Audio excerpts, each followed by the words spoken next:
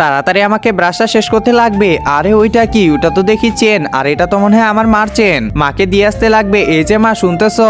আরে মা তো দেখি কাজ করতেছে। না, এটা মাকে দিব না, একটু মার সাথে মজা করি। এই যে কাপের মধ্যে এটা এখানে রেখে দিলাম, এখন এখানে চুপচাপ বসে থাকি। আরে কি জানি খালি খালি লাগতেছে।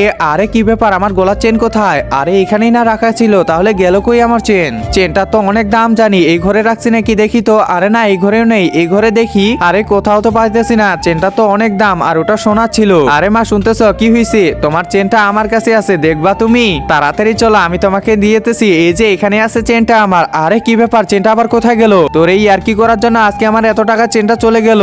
একজন মা কতটা আপন হয়ে থাকে, যার মানেই তাকে জিজ্ঞাসা করে দেখো। তো দেখা যাক বন্ধুরা, এই মায়ের জন্য কে ভিডিওটিতে লাইক এন্ড সাবস্ক্রাইব করে, আর যারা মাকে ভালোবাসো না তারা ভিডিওটি থেকে দূরে থাকো।